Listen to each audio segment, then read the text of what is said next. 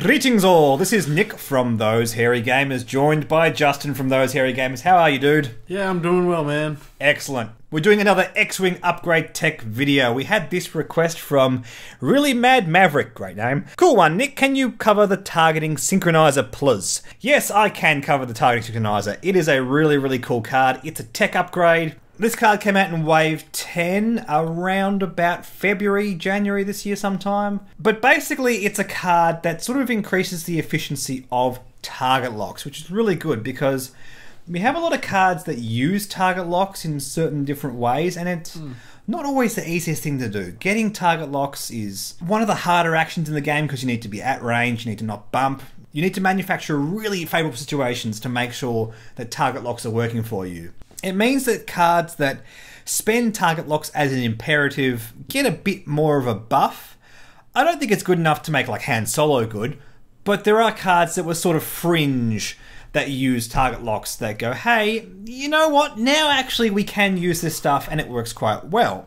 This came on the Upsilon class shuttle, and it has actually a lot of other uses apart from that.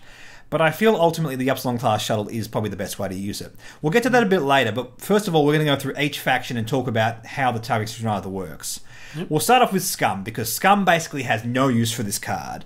The targeting Synchronizer is a tech upgrade, and for those of you who don't know, tech is an upgrade slot that goes on every third era Star Wars ship, as in anything from The Force Awakens or onwards. You've just realised that, haven't you? It's set in the future, therefore they'll have better stuff than... They have an upgrade slot which represents that. Yeah. It's like, this is all futuristic stuff, which you can't get in the older ships. I like that. It makes them more relevant. It means there's a good reason to take these newer ships. And I like it. It's a really cool idea. So on the Scum faction, we only have one ship with the tech upgrade. And that's the Quad Jumper, because it's the only sort of Scum ship in the movies that has been prominent enough to justify making a ship after. Yeah. And the problem with the Quad Jumper is it has no target lock action. So you're not getting a lot of value out of it. Now, you can put a K4 security droid on the Quad Jumper, which means whenever it does a green maneuver, it gets a free target lock. But the dial is pretty bad and doesn't favour green enough to sort of make that usable. And in any case, the ship doesn't capitalise well off target locks anyway. Yeah. So it would just be there to feed its target locks to other ships, which isn't doing enough. No. There are better options for the Quad Jumper, and for that reason, targeting Synchronizer on the Scum faction is pretty much just a bad choice right now.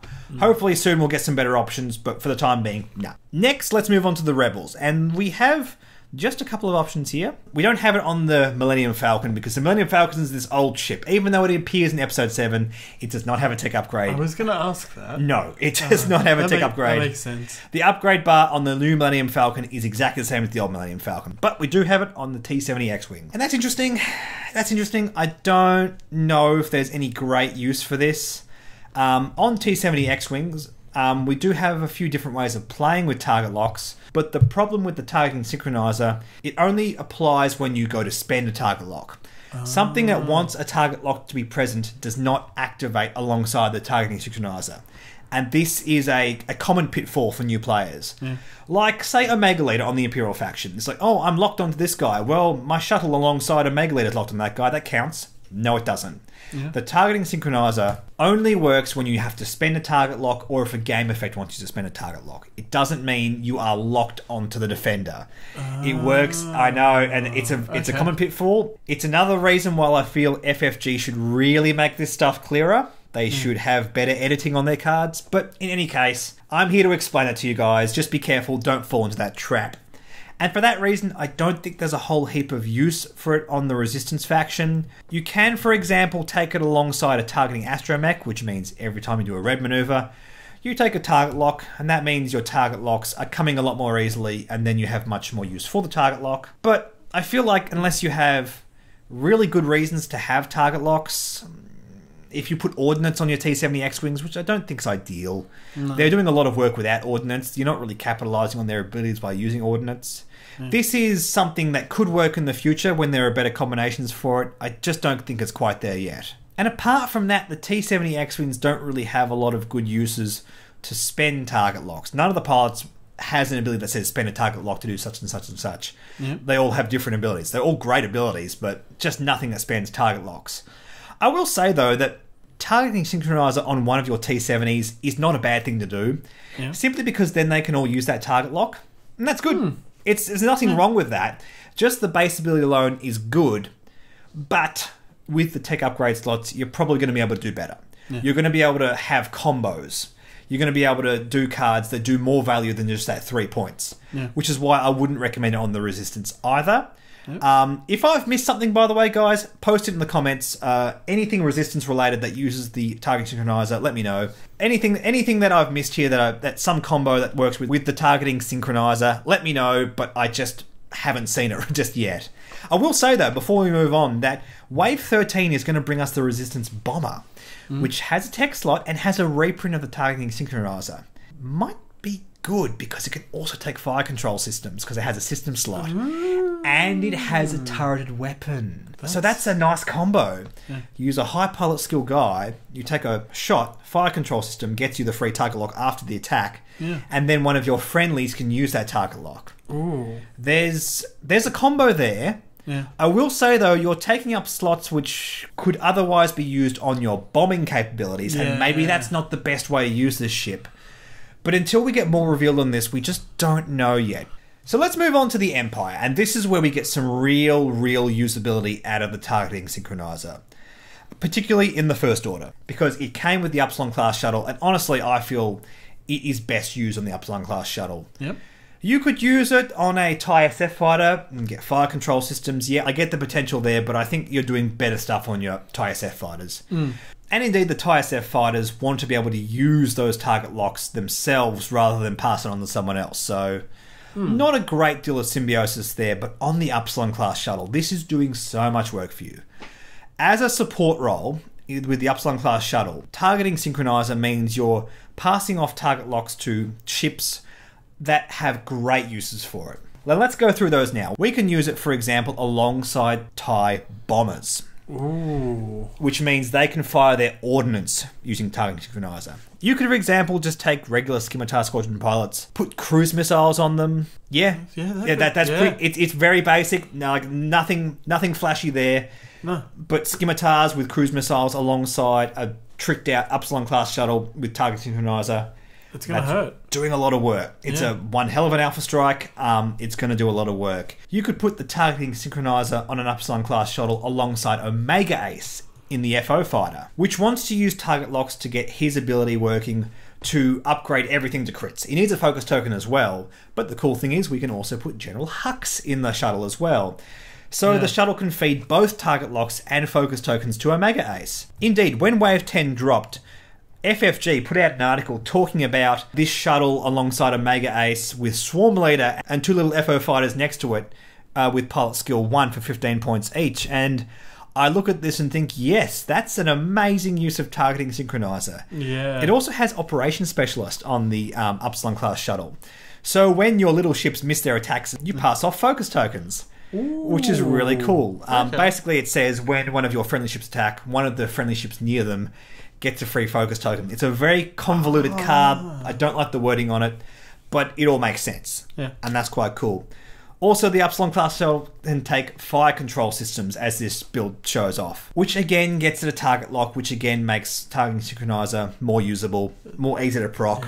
This is good. This list is doing a lot of work, and I often look at FFG builds and go, yeah, you're trying to push this card too much. I don't think this is a great list, but this is an example of a list that FFG put out in anticipation of what people are going to fly, and yes, I can see the value out of this. So one last symbiosis I want to mention before we wrap up is the combination of having the Upsilon class shuttle with the targeting Synchronizer alongside the Sync turret. Now this is interesting because the Sync turret is not the easiest card to use. I actually want to experiment more with this card and actually make its own upgrade tech video. But for the time being, I've used it a lot with the Skirgommer, and I'm not seeing a whole heap of use out of it. Having to have a target lock hurts. It makes it hard to use, but when you can use it consistently, it is doing a lot of work for you. For that reason, I'm not too sure about it. What it's saying is, once the Upsilon class shuttle locks a ship, all of your ships with the Sync turret can shoot it. You don't have to maintain lock after lock after lock to get it to work. Now, unfortunately, the only platform we have on the Imperial faction for the sync turret is the TIE Aggressor. And the TIE Aggressor just isn't having a good time in the meta right now. No. It's a bit squishy.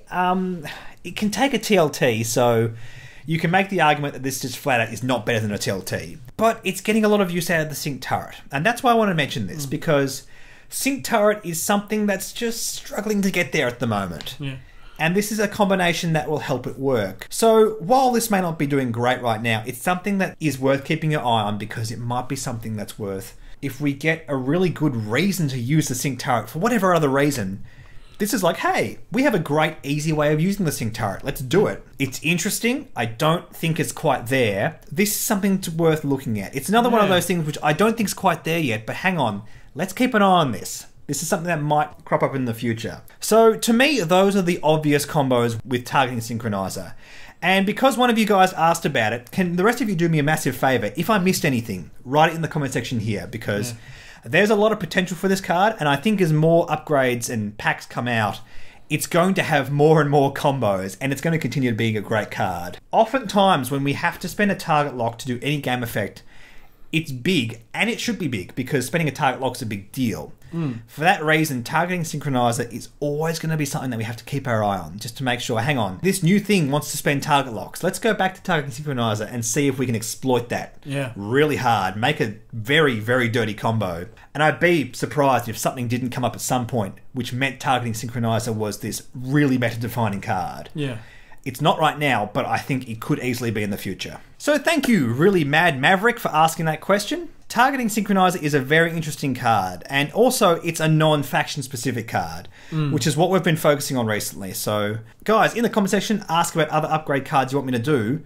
But I will say, we have a lot of faction specific stuff, so if you have any ideas for other tech upgrades, or indeed any other upgrade which is not faction specific, comment them. We'd really like them. Yeah, we'd really like them, because they're more applicable to more players. Yeah. And we have plenty of faction-specific stuff to go off of, because the faction-specific stuff tends to be more flavorful. And that's why people want to know about those combos. So I understand that.